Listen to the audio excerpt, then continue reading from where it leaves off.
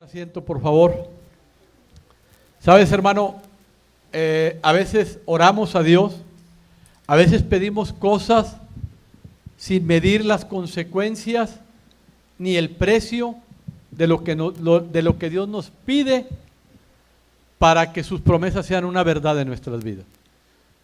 Y te voy a dar un ejemplo. A veces, Señor, pedimos y oramos, sana nuestra tierra, ¿verdad? Sana nuestra tierra, Padre.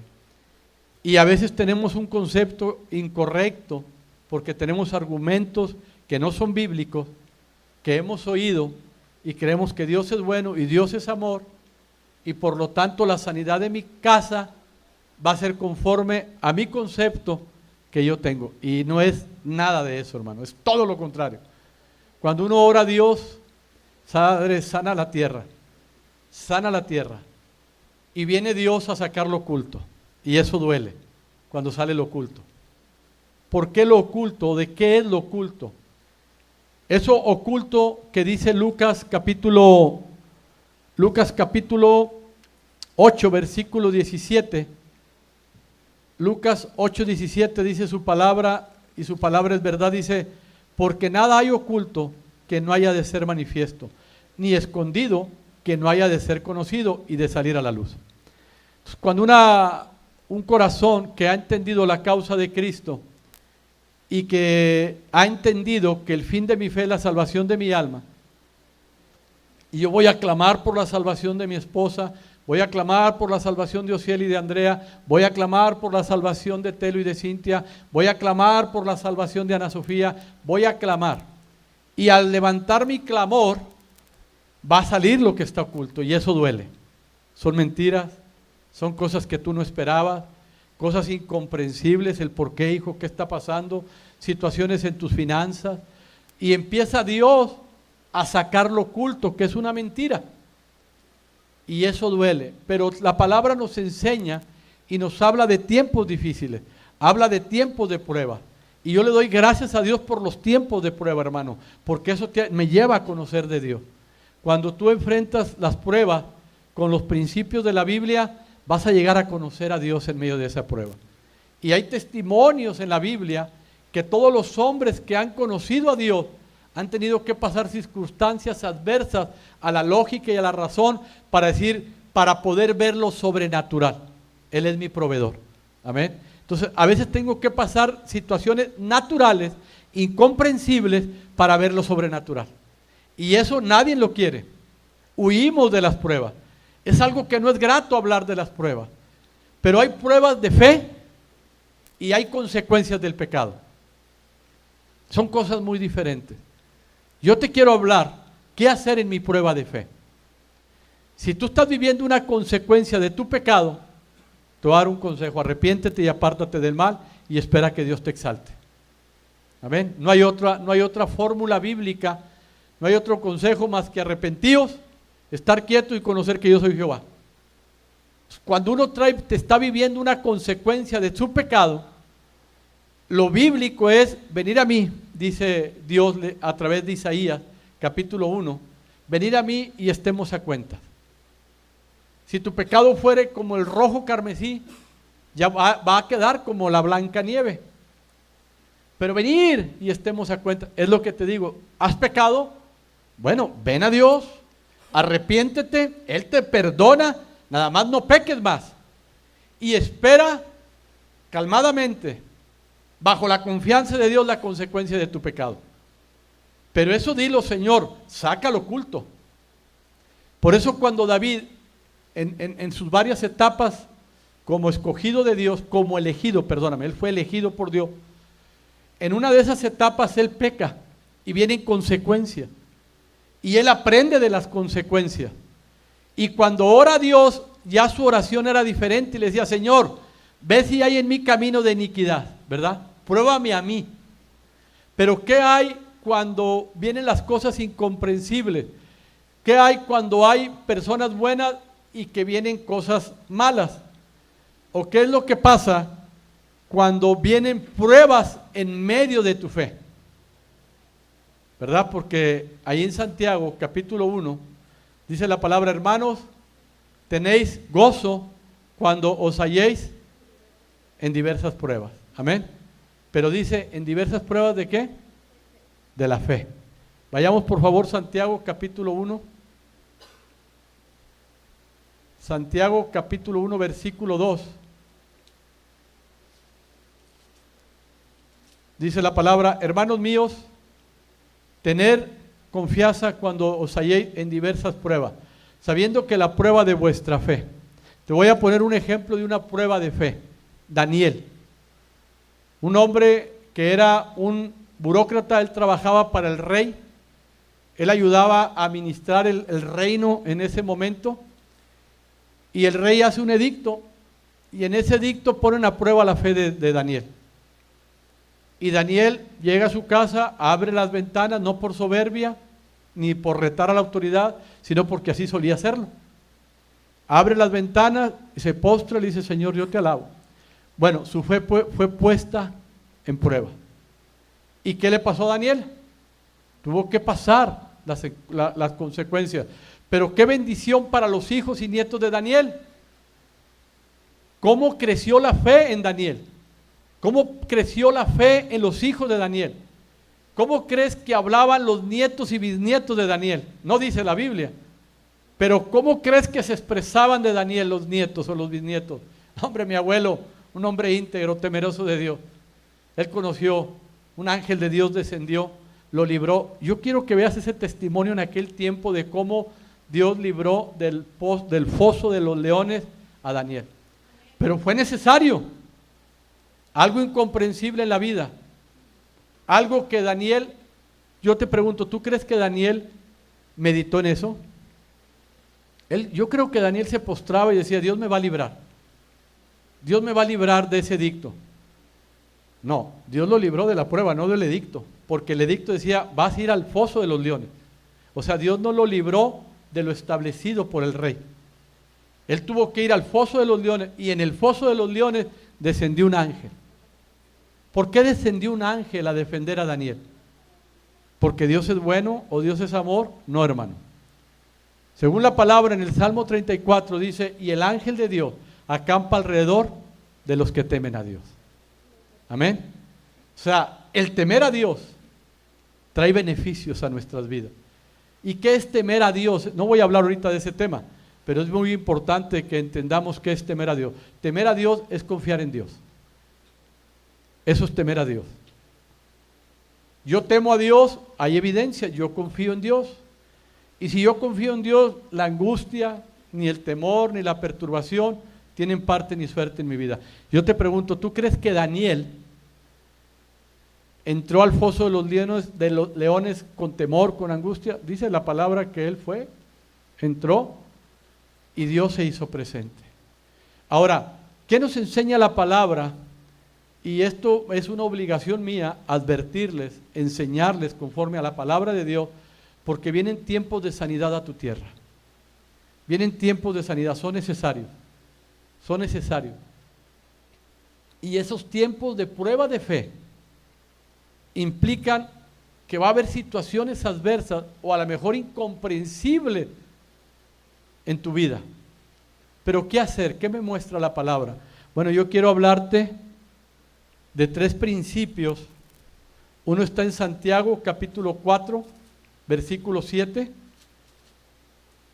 Quiero que este principio lo vivas desde hoy, porque va a ser necesario, dice la palabra, someteos pues a Dios. Resistir al diablo y huirá de vosotros. Amén. Van a venir circunstancias a tu vida. Dios te dice cómo, someteos a Dios. ¿Qué es someterte a Dios? ¿Qué es la palabra someteos? ¿Qué significa? Esta palabra es paralela o es sinónimo a rendirte a Dios. Y un sometimiento a Dios, si tú quieres ser una persona sometida a Dios, una persona que habita al abrigo del Altísimo, eso viene en Juan 14, 21. En Juan 14, 21 viene el significado de someteos a Dios. ¿Qué significa someterte a Dios? ¿Qué es lo que significa habitar al abrigo del Altísimo? ¿Qué es lo que significa morar bajo la unción de Dios. Esto es lo que significa, hermano. Juan 14, 21. El que tiene mis mandamientos y los guarda, ese es el que me ama. Y el que me ama será amado ¿por quién? Por mi Padre. Y dice Jesús, y yo le amaré y me manifestaré a él. Cuando tú te sometes a Dios, quiere decir que eres una persona con defectos, eres una persona que estás en el proceso de la perfección, pero algo sí hay en mi corazón: yo temo a Dios. Amo a Dios, perdón. Yo voy a amar a Dios. Esa decisión de amar a Dios, nadie me la puede quitar. Es una decisión propia. Ustedes, Emanuel, Nacho, eso ustedes, está la decisión en ustedes, no en sus padres, de amar a Dios. ¿Qué es amar a Dios? Guardar su palabra. ¿Ok? Eso es amar a Dios. Cuando te pregunten, Nacho, ¿amas a Dios? ¿Por qué? Emanuel, ¿amas a Dios? ¿Por qué? ¿Amén? Ok, ¿amas a Dios, Emiliano?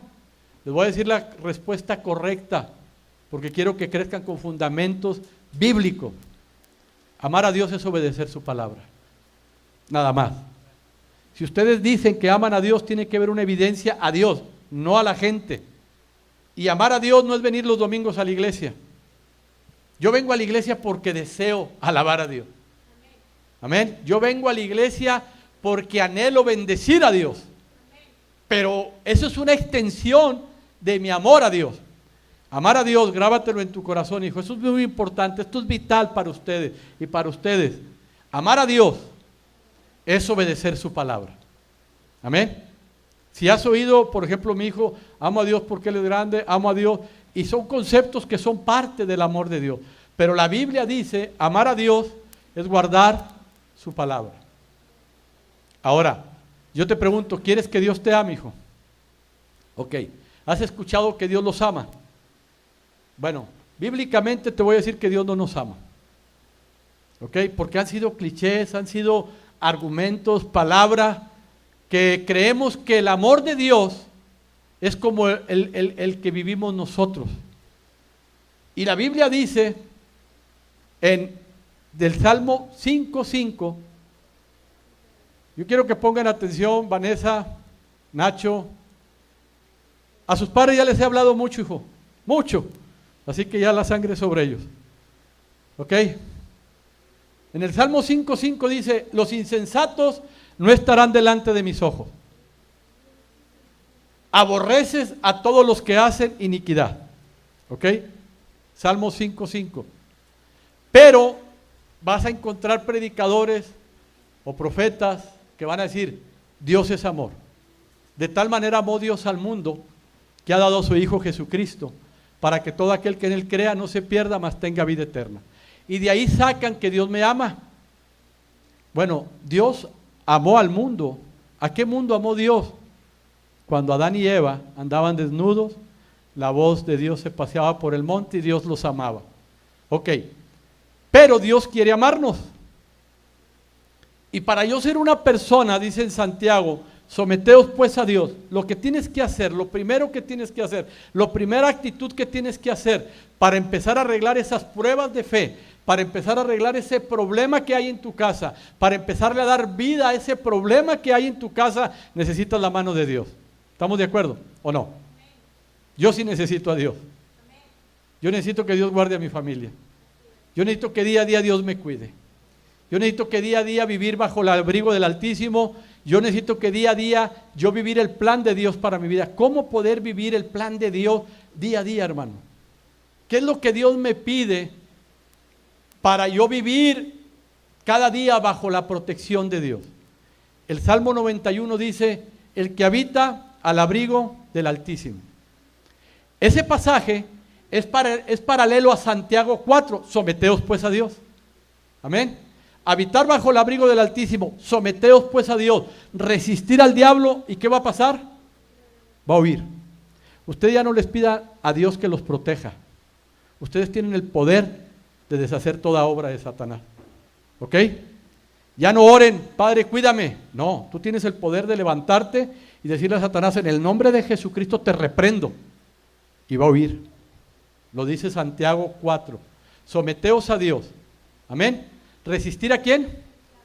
A Satanás. ¿Y va a qué? Va a huir de ustedes. Porque ese poder Dios les ha dado a ustedes. Dios les ha derramado esa autoridad a ustedes. Pero hay papás de ustedes que todavía oran, Señor, líbrame del mal. Dile, papá, hey, ya despierta. Vives en el poder de Dios. Vivimos bajo la autoridad de Dios. Vivimos bajo la unción de Dios. Yo habito bajo la unción de Dios. ¿Ustedes? Ustedes tienen esa autoridad.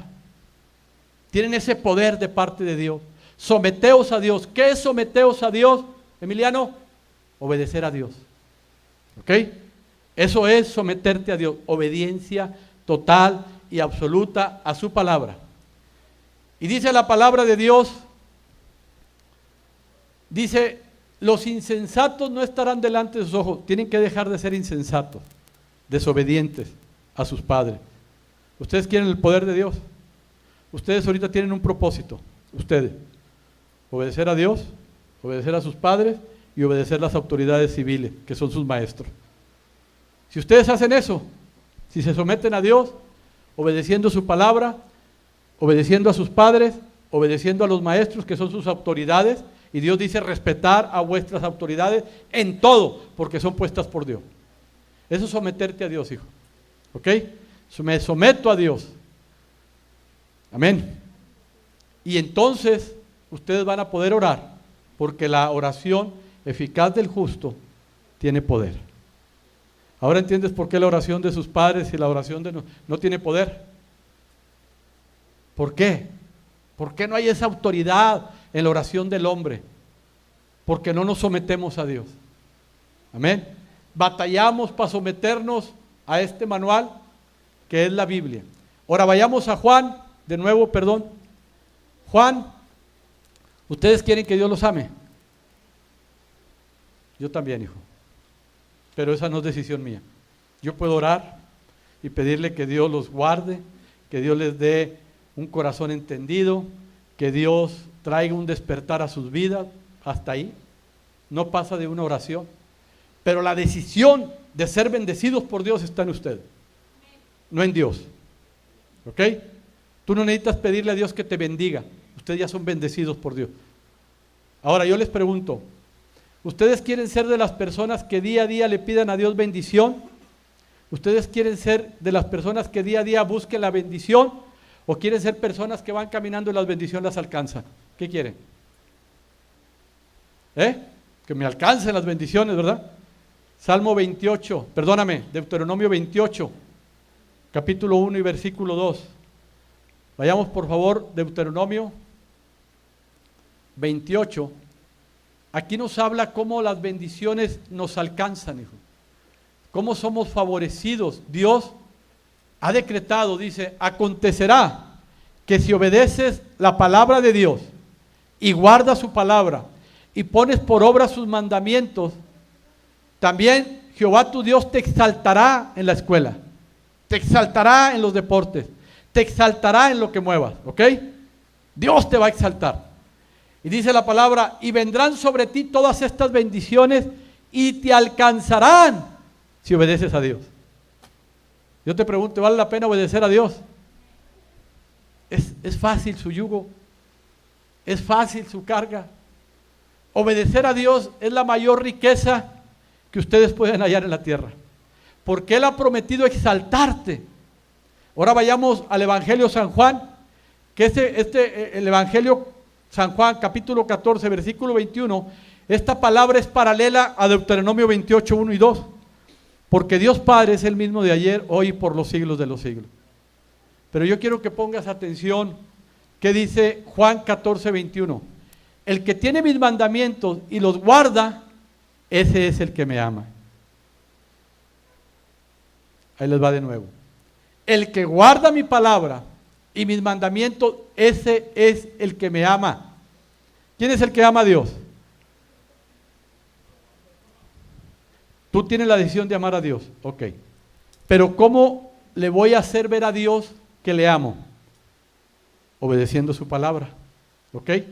No es que confieses. Yo te pregunto, Nacho, yo digo que amo a Dios y ando con otra mujer, ¿amo a Dios? Ando con otra mujer que no sea tu tía Luz María. ¿Amo a Dios? ¿Por qué? Porque ando en adulterio, ¿verdad? Estoy desobedeciendo a Dios. Pero yo amo a Dios, Nacho. Vengo todos los domingos a la iglesia, levanto mis manos al cielo, adoro a Dios, alabo a Dios.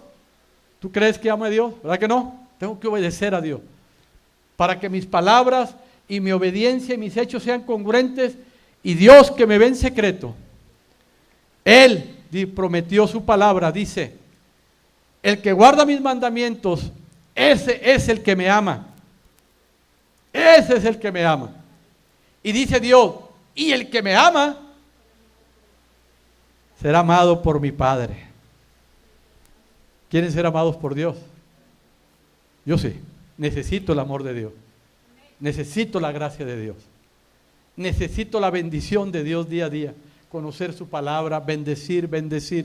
Pero ¿qué necesito hacer? ¿Qué es lo primero que yo tengo que hacer? Porque tengo pruebas, tengo adversidades, tengo que resolver, necesito el socorro de Dios. Tengo que amar a Dios. Y si yo amo a Dios, Él me va a amar. Amén. Él lo prometió. Él prometió. Quítense de su cabeza que Diosito es bueno y que Dios es amor. Perdóname, Dios es amor. Pero Dios dice, Dios es amor. No dice, Dios me ama. ¿Verdad que no? Él es amor. Y Él está dispuesto a amarme. Pero ¿qué es lo que me pide Dios para ser amado por Dios? Ámame. Si tú me amas, dice Dios, yo te voy a amar. Entonces, no que Dios me amaba. Dios te va a amar. Yo no lo digo, lo dice su palabra. Esto es bien importante. Dios me va a amar, no porque Él es bueno, porque Él es amor. No. Dios me va a amar porque yo he decidido amarlo. Amén. Y pon atención. Será amado por mi Padre, y dice Jesús, y yo le amaré. Y ve la gran bendición, y me manifestaré a Él. Amén.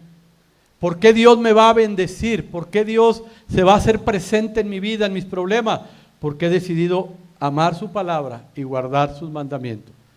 Entonces Dios se va a hacer presente en mi vida sin necesidad de yo decirle: Padre, hazte presente, dame, quita, pon, corrige, limpia mi error, cambia a mi esposo, cambia. Dios te dice: no.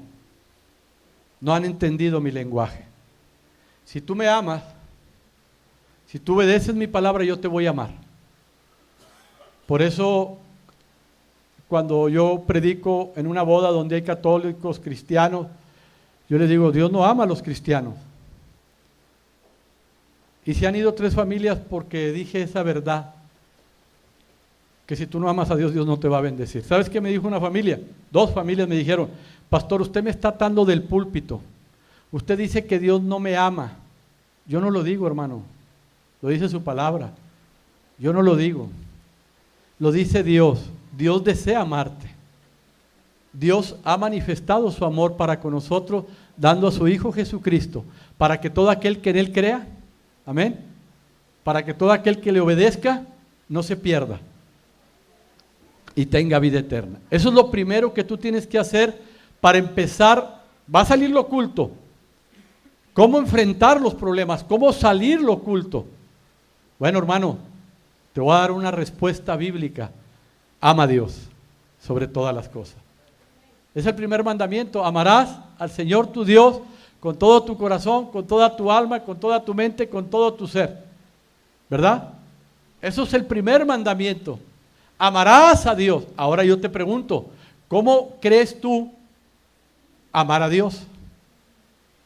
Y algunos te van a decir: porque hago buenas obras, ¿verdad? Porque voy a la iglesia. Otros te van a decir: porque no tomo, porque no bailo, porque no fumo. Y vas a escuchar varios argumentos. Pero ¿qué dice la Biblia para manifestarle que yo amo a Dios? ¿Qué Él dice la palabra? Obedéceme. Amén. Y si tú obedeces a Dios, hermano, y enfrentas tu problema, ¿qué va a pasar con el problema? Va a huir.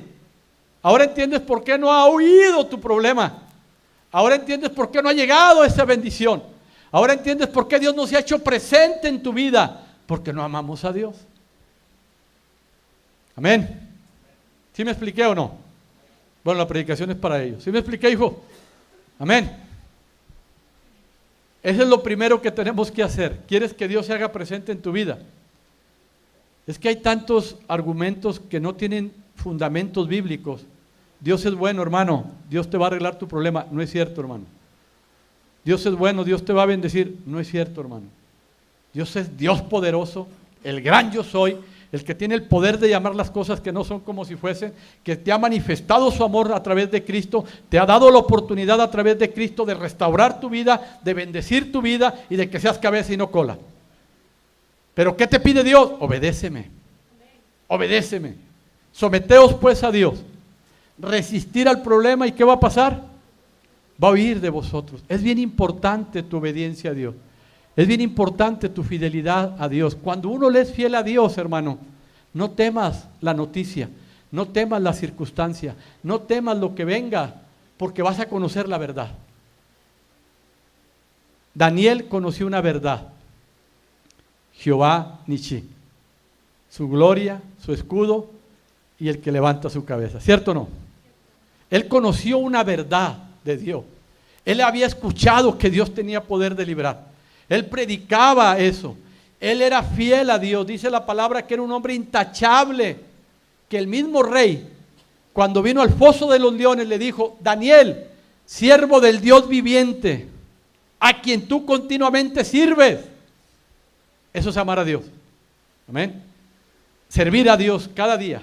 No necesitas ser pastor para servir a Dios. Esto es otra cosa, hijo. Esto es un llamado que bendigo al eterno Dios por esto. Pero el servir a Dios es todos los días, en cada momento de tu caminar diario. Ahí en tu casa, en la escuela. Les voy a dar un consejo: lo que vayan a hacer en las escuelas, mediten. Esto le agrada a Dios. Olvídate de tus papás en la tierra. Porque a tus papás les va a agradar mucho que honren a Dios primero. Y ellos van a ser los beneficiados. Lo que voy a hacer, ¿honra a Dios? No, no lo hagan. Lo que escriben en Facebook, ¿agrada a Dios? Las palabras que pongo ahí, ¿le agradan a Dios? No. No lo hagan. La paga del pecado es muerte. Grábatelo en tu corazón. La pena del pecado trae muerte espiritual y también física. ¿Han sabido de jóvenes que han muerto a temprana edad? ¿Sí? ¿Y crees que eso es una casualidad? No, es la paga del pecado. ¿Ok? Antes de hablar, antes de escribir, antes de decir algo, ¿le agrada a Dios lo que voy a hacer? No, no lo hago. Así, radical. No ofendo a Dios. Amén. Eso es habitar al abrigo del Altísimo. Eso es vivir. Y Daniel fue un hombre que vivió bajo la gracia de Dios. Por eso a Daniel, lo echaron al foso de los leones. ¿Y qué pasó en ese momento? Conoció una verdad que él había escuchado. Por eso es bien importante. ¿Quieres conocer a Dios? Yo quiero conocer a Dios. ¿Qué implica para que Dios se manifieste en mi vida? Aquí lo dice la palabra. Juan 8, 31, 32. Vayamos a Juan 8, 31 y 32, por favor. ¿Qué dice Juan 31, 8, 31 y 32? Dijo entonces Jesús a los judíos que habían creído en Él. ¿Ustedes creen en Dios? Ok, porque esta palabra es para los que creen en Dios. Dios no se lo dijo a todos los judíos, sino a los que habían creído en Él. ¿Alguien cree en el Señor? Ok, esta palabra es para ti. Dice la palabra de Dios: si eres fiel en mi palabra, pon atención, serás verdaderamente mi discípulo. ¿Ok? Si eres fiel a mi palabra, ¿qué dice? Seráis verdaderamente mis discípulos. Y yo quiero que veas la bendición que viene a tu vida y conoceréis la verdad. ¿Y la verdad qué dice? Te hará libre, hermano. Vayamos a Daniel. Daniel estaba en un problema de fe. Varios de ustedes van a estar en problemas de fe. Yo también voy a estar en problemas de fe. ¿Cómo actuar en esas pruebas, en esas circunstancias no deseables, en esas situaciones incomprensibles? ¿Cómo actuar? Someteos a Dios, resistir al diablo y huirá de vosotros. ¿Qué implica someterte a Dios? Implica dos cosas: obediencia total a Dios y fidelidad. Dice la palabra de Dios: si vosotros permanecen fiel a mi palabra, Seréis verdaderamente. ¿Quiere decir que hay discípulos falsos? Sí, muchos. Todos los que salen de un seminario. Ahora, no quiero que me malinterpreten, los seminarios no son malos. Lo malo es el concepto que le dan a una enseñanza bíblica, que creen que hacen discípulos los seminarios. Para ser un verdadero discípulo de Dios, no es necesario el conocimiento total teológico de la palabra. Implica una virtud, sé fiel. Así lo dice la Biblia, no lo digo yo. Si tú eres fiel a mi palabra, serás verdaderamente, ¿qué? Mi discípulo. Ok, Señor, voy a ser fiel a tu palabra. Mujeres, por ejemplo, respeten a su esposo, pero mi esposo es un ogro. Dios dice, respeta a tu marido, no te dice si es bueno o es malo. Dios dice, respeta a tu marido. Varones, Dios te dice, trata a tu mujer como vaso frágil. Pastor, pero no la conoces, no me importa. Dios te dice que la trates como vaso frágil. Amén. Pero no la conoces, no me interesa conocerla, te estoy hablando la palabra de Dios. Si tú no eres fiel en lo poco, ahí en tu casa, ¿sabes cuándo vas a ser un discípulo de Dios en lo espiritual? Nunca, hermano. Porque para ordenar las cosas de Dios tengo que ser buen mayordomo del mayor propósito que Dios me ha dado en la vida, que es mi familia. Antes de ser pastor, yo tengo un propósito mayor que mi llamado, que es mi familia. A mí Dios me va a pedir cuentas por mi familia, no por su obra. Porque esta obra es de Él. La familia Dios me la dio a mí. ¿Para qué? Para cuidarla, para guardarla, porque Dios me va a pedir cuentas de mi propósito. ¿Cuál es mi propósito? Ser esposo, cuidar a mi esposa e instruir a mis hijos. Es el mayor propósito. Y si tú eres fiel y guardas tu familia, Dios te va a hacer un llamado. Y si yo en mi casa soy fiel, voy a ser verdaderamente, ¿qué? Un discípulo de Dios. Y el ser un discípulo no quiere decir que sea pastor, que seas maestro, evangelista. No, hermano, son llamados. ¿Sabes lo que es obedecer a Dios? ¿Ok? ¿Sabes lo que es ser fiel a Dios? Lo que voy a hacer, ¿le agrada a Dios? No, no lo hago. ¿Ok? Obedecer a Dios, toma la Biblia, empiecen a leer todos los días. ¿Ok? Empiecen a meditar en la palabra de Dios de día y de noche. Háganlo. Yo les pregunto, ¿quiere que les vaya bien? Les voy a dar un consejo. Salmo, capítulo 1. Salmo, capítulo 1, versículo 2. Bueno, desde el 1. Bienaventurado el jovencito que no anduvo en la escuela haciendo males. Bienaventurado el jovencito que no anduvo en Facebook o en las redes sociales diciendo malas palabras. Bienaventurados los jóvenes que no siguieron la corriente de este mundo, ni se pusieron a platicar con sus amigos cosas de maldad, sino que en la ley de Dios está su delicia. Y en la ley de Dios meditan de día y de noche. ¿Cada cuándo meditas la palabra de Dios, Emiliano? Nacho, Emanuel, Esteban. Es necesario que medite. ¿Quieren ser bienaventurados? Si tú has escuchado por ahí que porque eres cristiano vas a ser bienaventurado, es una mentira de Satanás. ¿Ok? Tú vas a ser bienaventurado si lees la palabra de día y de noche. Aquí lo dice la palabra, bienaventurado la persona que medita en la ley de día y de noche. Y mira, serán como árboles plantados junto a corrientes de agua, que dan fruto a su tiempo, su hoja no cae, y todo lo que hace prospera. ¿Será bueno? ¿Será buen negocio meditar en la palabra de Dios de día y de noche? ¿Será buen negocio? ¿Habrá algún beneficio a mi vida que medite en la palabra? Si quieres, tómalo como una conveniencia, porque todos tenemos una conveniencia al principio. ¿Por qué? Me decía una persona, en una ocasión tuve la bendición de llevar una bendición a una persona, y la persona que recibió la bendición dijo gracias, y estaba gente ahí, o llegó gente y él dio el testimonio. Entonces una persona dice, es que él es un convenenciero, y la persona sabia dice, ojalá que todos fuéramos convenencieros. Conviene, esto conviene.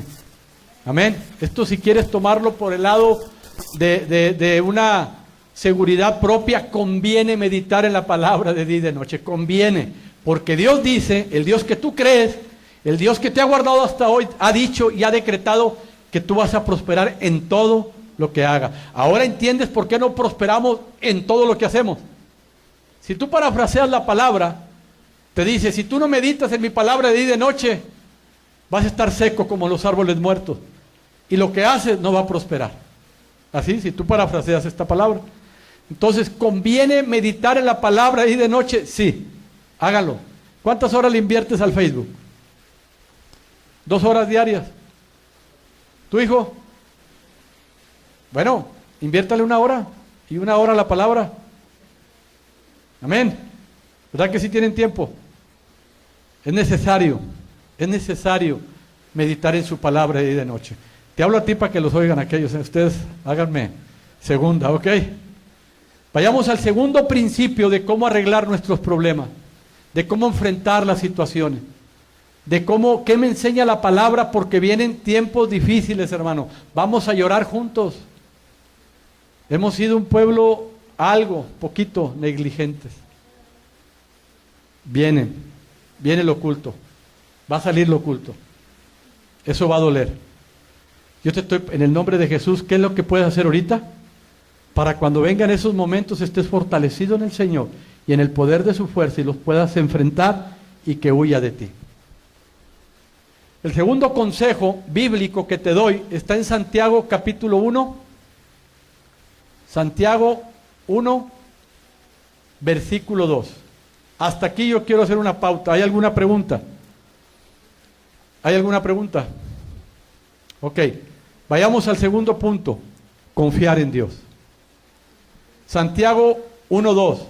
Hermanos míos, tener por sumo gozo, eso es sinónimo, tener confianza cuando os halléis en diversas pruebas, sabiendo que la prueba de vuestra fe produce paciencia. Aquí es bien importante que tú te examines a ti mismo, te autoexamines, te autoplatiques y te contestes, porque normalmente nomás nos escuchamos y pocos son sabios y se contestan, ¿verdad? Normalmente escuchamos, haz esto, haz aquello, y no hacemos un alto y le dice a la voz interna, a ver, espérame, tú me estás diciendo que haga esto, sí, ¿qué dice Dios? Eso es contestarte a ti mismo, amén, eso es contradecirte a ti mismo. Es que tengo la razón para estar enojado con mi esposo. ¿Qué dice la Biblia? Respétalo, ya te contestaste, amén.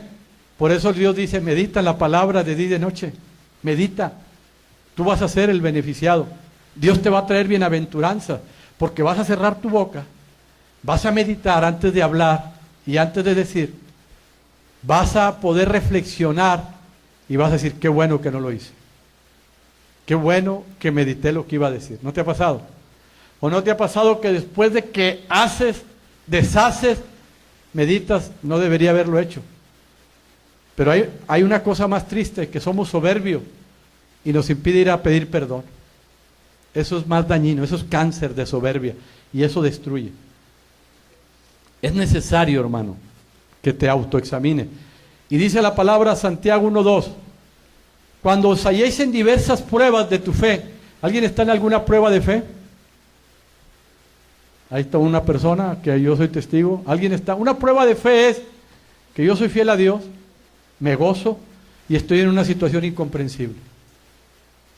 Daniel, José el soñador, Abraham, Moisés, tu pastor, infinidad. Son necesarias esas pruebas. Ahorita yo te puedo decir, me fue bien haber sido afligido porque conocí a Dios. Y la aflicción no es más que mi deseo incomprensible de que quiero que pasen las cosas como son. Esa es la aflicción, ¿estás de acuerdo? ¿Qué te aflige? ¿Por qué? ¿Por qué? ¿Por qué no pasan las cosas como yo digo? Eso es lo que te aflige. ¿Estás de acuerdo? Porque si tú examinas qué es lo que me aflige, no es Dios, es mi ignorancia.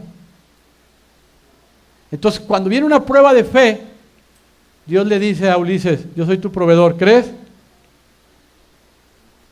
Amén. Él es mi escudo, mi gloria y el que guarda a mi esposa y a mis hijas. ¿Le creo? Sí. Estoy en una prueba de fe, en una separación con mi esposa, algo que era necesario. ¿Y qué hacer en esas pruebas de fe? Bueno, Dios te dice, confía. Pero si tú no estás en una prueba de fe y estás en una consecuencia de tu pecado, ya te dije, arrepiéntete y no pasa nada. Dios te perdona, pero ya no peques más. Para que esa tribulación se convierta en prueba de la fe. O sea, ¿puedo yo convertir una tribulación en una prueba? Sí. Sí puedo. Tengo una tribulación o una perturbación en mi casa a causa de mi rebeldía. Me vuelvo a Dios, pido perdón y empiezo a hacer las cosas correctas que dice Dios, y esa tribulación se convierte en prueba y esa prueba en testimonio para gloria de Dios. Sí se puede. Servimos a un Dios que llama las cosas que no son como si fuesen. Eso viene siendo la benevolencia de Dios, que Él no permite o que Él llama las cosas que no son como si fuesen. Son atributos de Dios. La bondad de Dios es que en su voluntad no hay nada malo. Y la benevolencia de Dios es que Él tiene el poder que aún lo que viene a mal, Él lo convierte a bien. Esa es la benevolencia de Dios.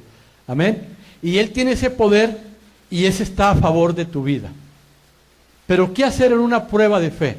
Si estás en alguna prueba de fe, en alguna situación, por ejemplo, hijos inconversos, hijos que tienen apatía, estás en una prueba de fe. Amén. ¿Cómo ganar esa prueba de fe? ¿Cómo poder que ese hijo venga al temor de Dios? Bueno, la palabra de Dios dice, si crees tú y tu casa serán salvos. Yo tengo una fe. Dios dice que mi casa y yo seremos salvos si yo creo en ti. Ok, el creer implica confianza. Yo vengo a Dios con confianza y empiezo yo a poner delante de Dios, a exponer y a contradecir esa prueba de fe. No hablarle de la prueba de fe a Dios. Dios ya sabe tu prueba. Tú no tienes que venir con Dios y exponerle el problema, porque estás en una vana repetición de tu oración. Es una vana repetición. Señor, mi esposo, cámbialo. Mira, fíjate, Señor, déjame decirte que, si vieras qué terco es, mira, Señor. Y ahí estás, son vanas repeticiones. ¿Ok? Señor, no tengo trabajo. Mira, y sí, mi hijo, ya sé. En cambio, cuando tú vienes con Dios y eres una persona que está sometida a Dios y empiezas a hablar con Dios, mi confianza está en ti, en tu palabra. Escrito está que mi esposo será un varón de Dios. Está escrito que mis hijos te honrarán. Está escrito que mis hijos alabarán a Dios. Está escrito que yo y mi casa seremos salvos. Yo vivo confiado.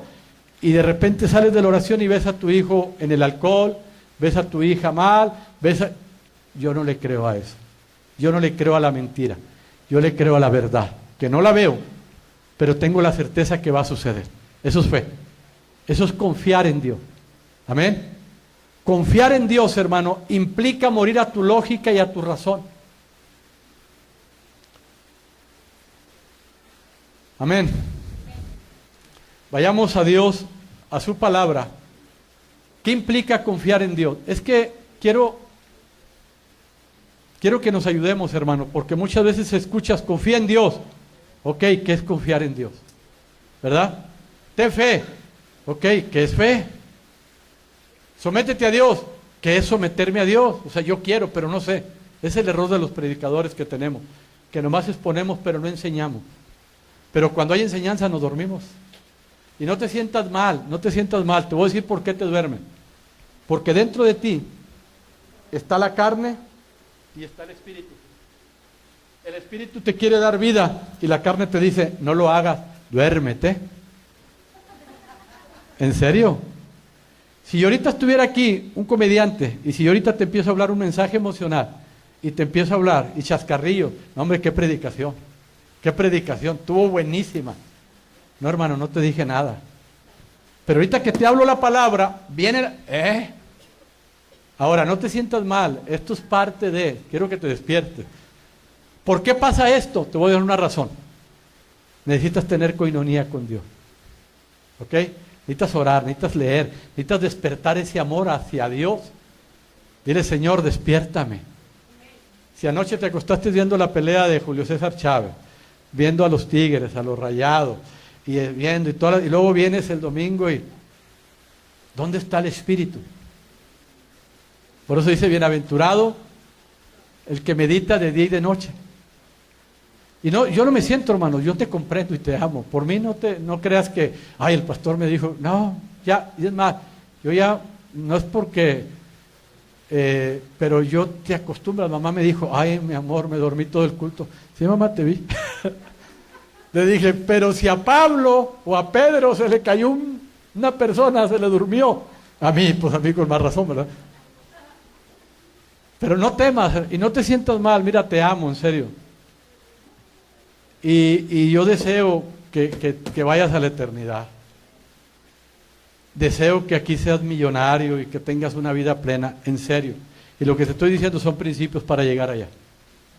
Son enseñanzas que si tú no las pones en práctica no vas a llegar, hermano. Diosito es bueno, no, Dios es justo. La otra semana, si Dios lo permite, voy a hablar de este atributo de Dios, de la justicia de Dios. Ahorita te quiero hablar porque en esta semana van a suceder cosas en tu vida. Y quiero que estés preparado. ¿Qué hacer? ¿Cómo enfrentar? Lo primero es, empieza desde hoy a someterte a Dios. Toma hoy la decisión de serle fiel a Dios, de obedecer a Dios. El segundo punto es confiar en Dios. ¿Qué es confiar en Dios? ¿Qué es lo que implica confiar en Dios? Hermano, en una ocasión, cuando a mí me pasó mi adversidad, una persona me preguntó y me dijo, ¿cuándo dejaste de amar a Dios? Y la verdad, yo nunca he dejado de amar a Dios, ni tú tampoco, ¿estás de acuerdo? Y nadie te puede cuestionar y decir que tú no amas a Dios. Eso nada más lo sabe Dios y yo. ¿Estamos de acuerdo? Nadie tiene la sabiduría o el discernimiento de decir, Fernando, tú no amas a Dios. ¿Y por qué, pastor? Eso nada más lo sabe Dios y Fernando. Si en realidad yo amo a Dios. ¿Estamos de acuerdo? Y cuando me pasó la situación donde se me vinieron todas las circunstancias, una persona me dijo, ¿cuándo dejaste de amar a Dios? Y yo me le quedé viendo. Le dije, nunca. Yo amo a Dios. ¿Y por qué te pasó lo que te pasó? ¿Por qué te pasó y perdiste, hiciste? No sé, pero yo no dejé de amar a Dios. Yo creo que fue cuando Job, yo te digo, por si llegas a caer en una circunstancia, pon atención quién viene a hablarte. Van a venir amigos de Job, como los amigos. No prestes atención, vete con Dios, refúgiate en el Señor. Él siempre tiene ese consuelo, ese amor, Él te va a levantar. Y yo escuché a la persona y se me quedó eso en mi corazón por años, hermano, por años. ¿En serio dejé de amar a Dios? ¿En qué parte de mi vida dejé de amar a Dios? Y en una ocasión, escuchando un testimonio, Dios contestó a mi corazón, después de años, hermano. Y en ese testimonio estaba un evangelista que fue sometido a juicio y llevado a la cárcel en lo natural porque había violado la ley del hombre. Y viene un hermano, un pastor, a hablar con ese evangelista. Y el pastor le dice al evangelista, ¿cuándo dejaste de amar a Dios? Y el evangelista dice, yo no dejé de amar a Dios. Y se me vino a mi corazón ese momento mío de hace 6 años atrás. Y el pastor le dice al evangelista, tú dejaste de amar a Dios, caíste en adulterio, robaste, hiciste un fraude. Y el evangelista le dice, no, yo no dejé de amar a Dios. Y yo le creo a ese evangelista. Y ese hombre dijo algo. Dice, lo que no había en mi corazón era el temor a Dios. Y ahí resaltó a mi corazón qué es amar a Dios, qué es temer a Dios. Son cosas muy diferentes, pero que son fundamentos para mi vida eterna y para tener una vida en victoria en la tierra. Job, ¿cuántos han leído el libro de Job? Era un hombre que amaba a Dios, pero no, era un hombre que no temía a Dios. ¿Cómo está eso, pastor? ¿Sí? Job era un hombre íntegro, un hombre apartado del mal, un hombre que era hacedor de la palabra de Dios, pero era un hombre que no tenía fe, Dice Job, en Job parece que es Job 3, dice: me aconteció lo que temía. Hay un pueblo que ama a Dios, pero hay un pueblo que no teme a Dios. Y eso, hermano, es muerte, eso es derrota, eso es fracaso en la vida del hombre. ¿Cuánta gente has escuchado que ama a Dios y está enferma, está pobre, está en conflicto, está en pleito? ¿Cierto o no? Es más, la mayoría del pueblo de Dios. ¿Por qué, hermanos? Porque no hay amor, y si hay amor, no hay temor de Dios. Y yo en mi vida no había temor a Dios. Había amor a Dios, pero no había temor a Dios. ¿Qué es amar a Dios? Obedecerlo. Lo obedecía. En mi fortaleza, en mi manera de comprensión, yo trataba de obedecer a Dios. Pero no había temor a Dios. No había temor a Dios. Y esa falta de temor a Dios me llevó a la situación, a la circunstancia, la cual yo padecí con mi familia, porque no había temor a Dios. ¿Qué es temor a Dios? ¿Qué es? Dice la palabra en Proverbios 7:15, al parecer, si no corríjanme. El principio de la sabiduría es el temor a Dios. Amén. El principio de mi vida espiritual es el temor a Dios. El principio de mi victoria en la tierra es el temor a Dios. El principio de toda sabiduría del hombre es el temor a Dios. ¿Qué es el temor a Dios? ¿Y qué es el temer a Dios? Todos nosotros hemos crecido con un temor a Dios, porque desde chiquito crecimos y decíamos: Nacho, si no te portas bien, Dios te va a castigar. Dios me va a castigar. Y crecimos y llegamos a un velorio y estaba la tía difunta. Dios quiso que se muriera. Dios mata, Dios castiga, ¿verdad? Y si sigues haciendo eso, Dios te va a castigar. ¿Cuántos de ustedes escucharon eso de niño? Yo escuché eso de niño. Y crecí con un temor a Dios, pero con un temor de consecuencia de lo que me va a pasar si yo me porto mal. Y yo creía que Dios era un Dios con un garrotote que nada más estaba esperando que la regara. ¡Órale! ¡Órale! Para castigar a todos. Así crecí, creyendo que Dios mataba, que Dios enfermaba, porque ibas al hospital a ver a la tía, a la abuelita. Esto es voluntad de Dios. Es voluntad de Dios. Veías un accidente en carretera, híjole, pobre familia, pero es voluntad de Dios que pase esto. O sea, Dios choca, Dios manda a matar a la gente. O sea, ¿cuánto guerra en el nombre de Dios ha existido y siguen existiendo? Y crecemos con un temor a Dios. Y ese temor no es lo que la Biblia dice. Dice: el principio de la sabiduría, el principio de mi salvación, el principio de mi prosperidad, el principio de que mi familia y yo estemos en el cielo, el principio de que mis hijos sean bienaventurados en la tierra, el principio de que mis generaciones sean benditas y poderosas, viene de la confianza en Dios. ¿Qué es temer a Dios, hermano? Hablamos, ¿qué es amar a Dios? Obedecer su palabra.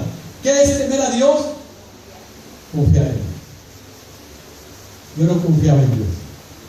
¿Tú confías en Dios? Y medita lo que vas a hablar. Y medita lo que vas a cuestionar. Ya no seas emocional. Ya no seas visceral. Ya no digas: amo a Dios. Ya no digas: confío en Dios, cuando toda la semana andas angustiada, deprimida, triste, andas. No es cierto, hermano. No confiamos en Dios. Porque un hombre que confía en Dios, hay evidencias. Dice Proverbios 1:33. Aquel que confía en Dios habitará confiadamente sin temor a nada. Amén. Aquel hombre que no confía en Dios andará en temor, andará en conflicto, andará perdido.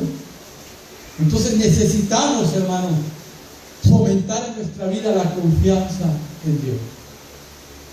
¿Qué es confiar en Dios?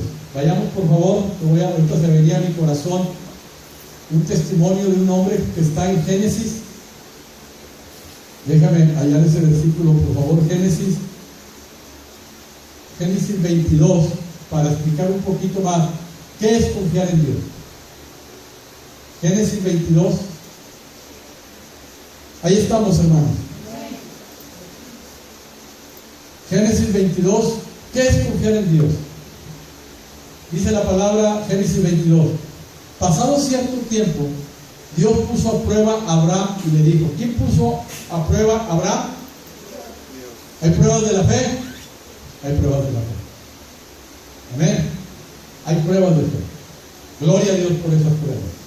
No me agrada hablar de las pruebas, pero cuando ya pasas la prueba y ves la gloria de Dios, dice, gloria a Dios, quiero testificar de que Dios es verdad. Pero Dios puso a prueba ¿a quién? Abraham. Abraham, aquí estoy, respondió. Y Dios le ordenó, toma a tu hijo, el único que tienes, al que tanto amas, y ve a la región de Moría, una vez ahí, ofrécelo como holocausto en el monte que yo te indicaré. Abraham se levantó de madrugada, ensilló su asno, también cortó la leña para el holocausto, junto con 2 de sus criados y su hijo Isaac, se encaminó hacia el lugar que Dios le había indicado. Al tercer día, Abraham alzó los ojos y a lo lejos vio el lugar, entonces le dijo a sus criados, quédense aquí con el asno. El muchacho y yo seguiremos adelante para adorar a Dios. Y luego regresaremos juntos a ustedes. Era un hombre de fe, Abraham. Yo quiero que veas lo que Dios le pidió. Dame a tu hijo, a tu único hijo que tú tienes y que tanto, y ofrécemelo en holocausto. Abraham ya sabía lo que iba a pasar, ¿o no? Claro, Dios le dijo, estas son mis indicaciones bien claras, Abraham. Sé que lo amas. Y le dice, y ofrécemelo en holocausto. Yo quiero que veas la acción de Abraham. Verbos, acción, se levantó, ensilló, cortó, juntó, se encaminó. Acción.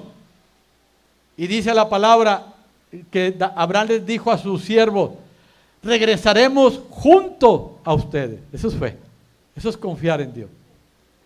Abraham tomó la leña del holocausto, la puso sobre Isaac su hijo.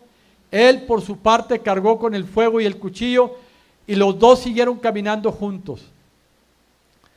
Aquí yo veo la fe de prevalecer en el camino de Cristo. Van a venir pruebas, van a venir circunstancias, pero aquí vemos que Abraham prevaleció en la visión a Dios. Abraham prevaleció con su convicción de que al Dios que sirve tiene el poder de llamar a los muertos a que resuciten. Isaac le dijo a Abraham, pon atención, Padre, dime, hijo mío. Y le dice el hijo, aquí tenemos el fuego y la leña. Continuó Isaac, pero ¿dónde está el cordero para el holocausto? El cordero, hijo mío, lo proveerá Dios. Yo te pregunto, ¿este hombre confiaba en Dios? ¿Qué pasa cuando viene un hijo y te dice, papá, ¿qué vamos a hacer? ¿Qué le dice? ¿Cuál es tu caminar diario en tu casa? ¿Cómo te ven tus hijos? Alabando a Dios en todo tiempo, bendiciendo su nombre con gratitud. ¿Qué hay en tu casa? Queja, grito, enojo. Y luego le dice a tu hijo, ¡hey! ¡Cree en Dios! ¿Qué es lo que ven tus hijos en tu casa? Yo te pregunto, el hijo de Isaac, perdóname, el hijo de Abraham, ¿tenía confianza en su padre natural? Digo que sí. Ahorita vas a ver por qué te digo que su hijo confiaba en su padre. Yo te pregunto, ¿tus hijos confían en ti? ¿Qué le dices a tus hijos? Bueno, el cordero le dice a Abraham, y lo proveerá Dios, le respondió Abraham, y siguieron caminando juntos. Cuando llegaron al lugar señalado por Dios, Abraham construyó un altar y preparó la leña. Después ató a su hijo Isaac y lo puso sobre el altar encima de la leña. Yo no he encontrado en ninguna Biblia, ninguna versión que diga, y Abraham tuvo que corretear a su hijo. Lo tuvo que corretear. O lo tuvo que dar una droga para que se durmiera. No. ¿Quién confiaba en su padre? El hijo. Tenemos que ser hombres de verdad, hermanos, para que nuestros hijos confíen en nosotros y en Dios. Pero primero en Dios. Primero en Dios. Aquí vemos un testimonio de un hombre con propósito en su familia, Abraham, un hombre de Dios, en toda la extensión. Y le vino la prueba de fe. Cuando te venga la prueba de fe, si no eres un hombre de Dios, esa prueba se puede convertir en una tribulación grande, hermano, en angustia, en llanto. Y este hombre le respondió, dice, entonces tomó el cuchillo para sacrificar a su hijo, pero en ese momento el ángel del Señor le gritó desde el cielo, Abraham, Abraham. Aquí estoy, respondió. No pongas tu mano sobre el muchacho, ni le hagas ningún daño, le dijo el ángel. Ahora sé que temes a Dios. Amén. ¿Qué es temer a Dios? Viendo de parte de Dios una declaración que le dice a Abraham: ahora sé que temes a Dios. Yo te pregunto, ¿qué es temer a Dios? ¿Qué es temer a Dios? Confiar en total plenitud, en total convicción, que Él tiene poder. Si no hay confianza, no hay victoria. Sin fe es imposible agradar a Dios. Sin fe es imposible que veas la gloria de Dios. Sin fe es imposible, y te lo digo para que te quites de tu boca y de tu mente que Diosito es bueno y es amor. Porque muchos creemos que las cosas van a suceder porque Diosito es bueno y es amor. ¿Cierto o no? Tú hablas con la gente, Diosito es bueno, es amor, Él lo va a hacer. ¿Por qué? ¿Por qué lo va a hacer? Porque soy cristiano, reprobado. Porque hice la oración de fe, reprobado. Porque no tomo, no bailo, no fumo, reprobado. ¿Por qué Dios me va a favorecer? ¿Por qué Dios me va a bendecir? Porque temo a Jehová. Dos fundamentos, hermano. Amo a Dios sobre todas las cosas y confío en Dios, sea cual sea mi circunstancia. Yo te pregunto, ¿has vivido esta prueba como Abraham? Yo no, hermano. No tiene nada que ver con lo que he vivido. ¿Has vivido algo? Es para reírte lo que estás pasando. Amén. Ríete, por favor, y gózate. Gracias, papá, porque voy a ver tu gloria. Ya no te quejes, hermano. Ya no le llores a ese problema. Tienes un Dios poderoso que tiene el poder y el amor para llamar las cosas que no son como si fuesen. ¿Tú le crees a Dios? Hoy es un buen día para empezar a confiar en Dios. Hoy es un buen día para decir, ¿sabes qué, Padre? Decido creerte. Voy a confiar. ¿Pero en qué vas a confiar? En lo que está escrito. Ahora entiendes por qué es bienaventurado leer la palabra. ¿En qué voy a creer? Y pon atención, dice, ahora sé que temes a Dios, porque ni siquiera te has negado. Hermano, iba a hablar de dos dioses que nos roban el señorío de Cristo, pero ya no va a haber tiempo. Y uno de esos dioses somos nosotros mismos. Filipenses capítulo 1. Filipenses capítulo 3.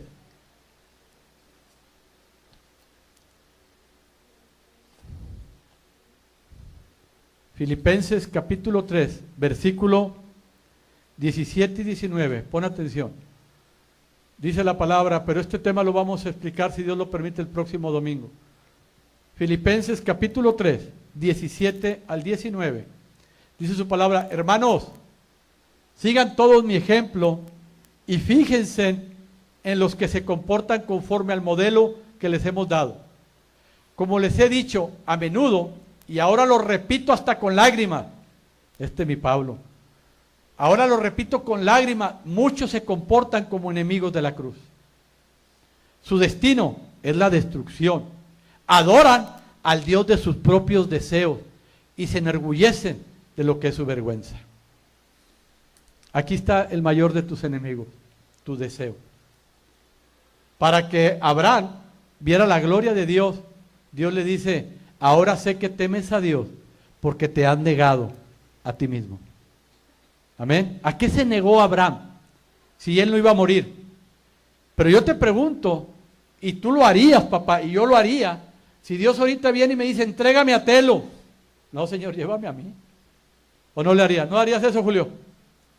Entrégame a Abraham, Julio. ¿Qué le dirías a Dios? Llévate a Raquel, ¿verdad?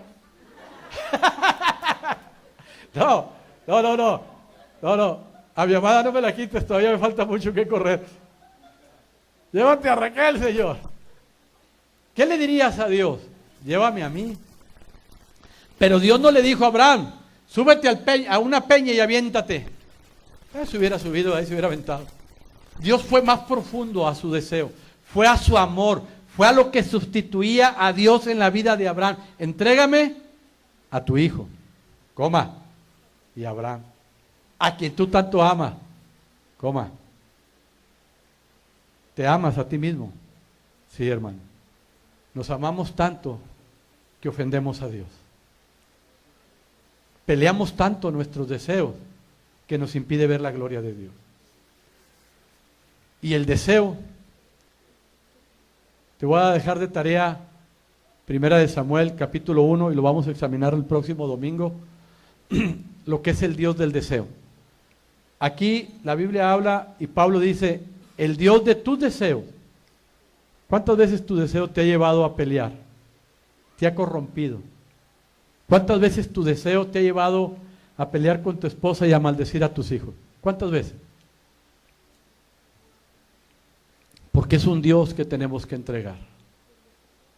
Es un Dios que tenemos que apartar de nuestras vidas y dejar de ser Señor de nuestras vidas y empezar a vivir que Cristo es el Señor de mi vida. Recuerden una cosa, hermano. Yo les pasé el video del domingo pasado a gente que amo, que no había venido, se los pasé para que darle continuidad a la plática, pero no se le dio continuidad, porque ahorita Dios nos llevó a esta palabra. El tercer punto, porque después voy a desglosar poco a poco qué es la confianza. Yo quiero que llegues al cielo, o yo quiero llegar al cielo y que no me diga Dios, no enseñaste a mi pueblo. Por tu culpa, mi pueblo está allá. Lo que yo amo, yo no quiero, hermano. Así que tenemos que aprender de Dios. Amén. Dice el Señor, venid a mí todos los que estéis cargados y trabajados y aprender de mí. Tenemos que aprender de Dios. Y tenemos que conocer esos conceptos. ¿Qué es temor a Dios? ¿Cuántas veces has escuchado, teme a Dios? ¿Pero qué es temer a Dios? Aquí está un ejemplo bíblico. Abraham se negó. El negarte a ti mismo es temer a Dios.